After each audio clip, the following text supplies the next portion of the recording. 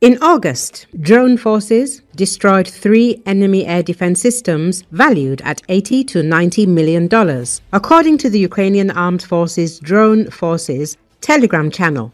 Operators of the 412th Nemesis Regiment eliminated 2 Tor-M2 SAM systems, a Buk-M3 launcher, and the radar system from a Buk-M2 SAM. The enemy is changing tactics, trying to stop us and hide, but in vain. Our retaliation reaches its target, the Drone Forces post stated. They noted that innovative methods are not being disclosed yet, so videos of the strike are not published for now, but they promised to release them later. Only photos have been shared so far.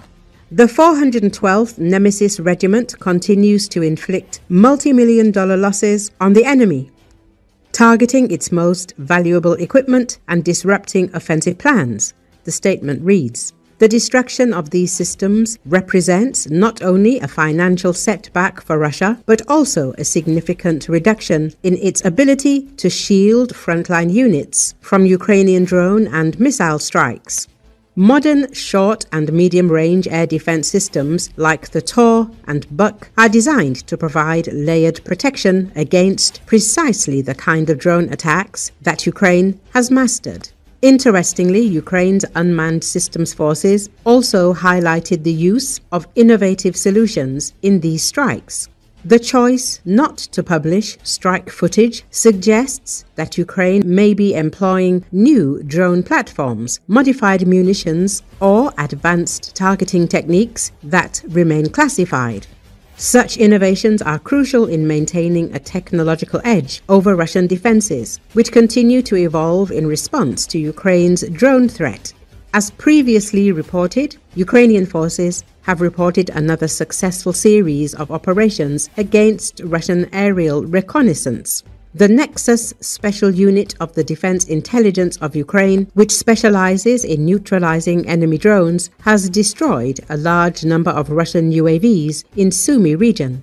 Earlier, Ukrainian Armed Forces Commander-in-Chief Oleksandr Syrsky reported that since the beginning of 2025, Ukraine's defense forces have destroyed over 305,000 Russian soldiers and nearly 30,000 units of enemy equipment. Since the start of Russia's full-scale invasion of Ukraine, the estimated losses of the Russian army amount to 1,097,450 personnel. Among equipment losses, the enemy has lost 11,189 tanks, 23,277 armored fighting vehicles, and 32,849 artillery systems. Aviation losses include 422 aircraft and 341 helicopters.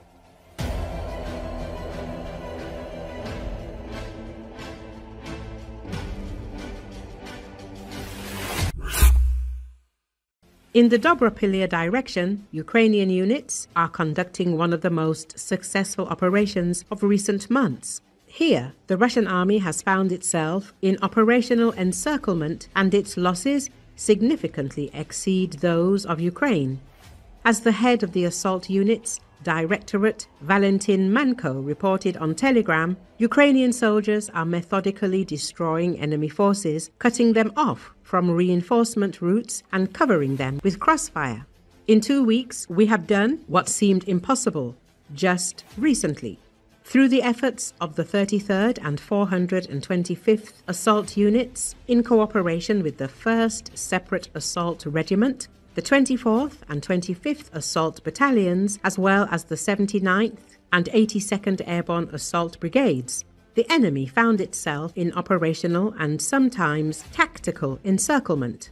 Manko noted. He added that 3 large cauldrons are already clearly visible on the map, and the Russians have sent their most combat-ready units to this direction to prevent the ring from closing.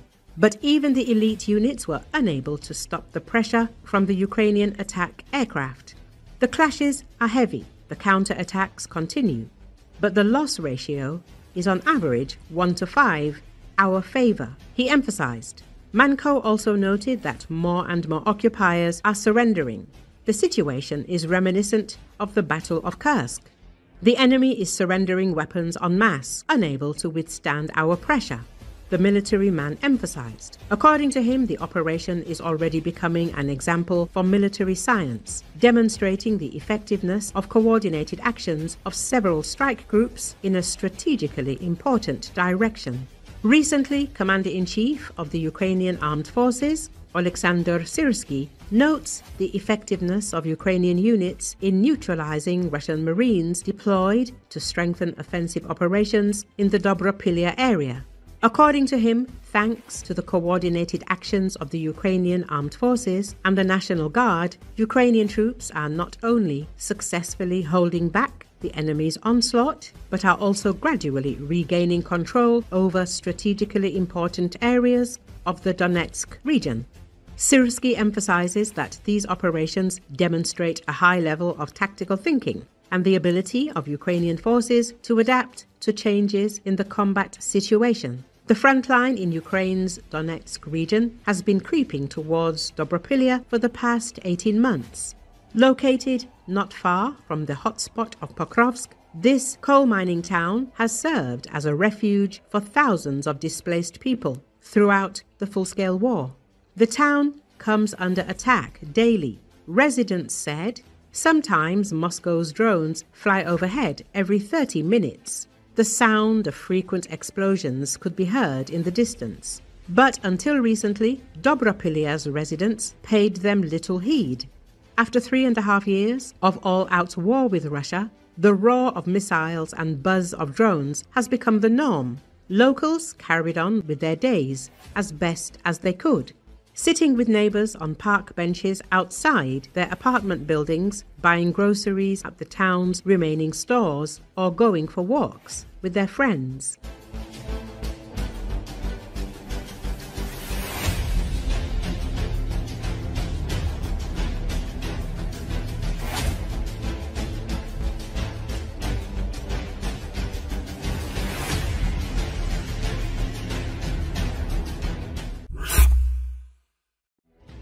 Ukrainian troops have liberated a fortified line in the northern Sumy sector from elite Russian naval infantry, capturing prisoners and forcing the remaining Russian troops to retreat in a rapid counteroffensive, Kiev Post reported on Wednesday.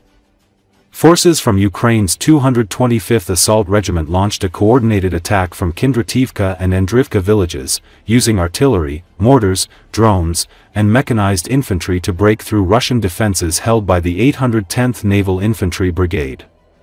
Videos released by both the regiment and Ukraine's General Staff confirmed the assault.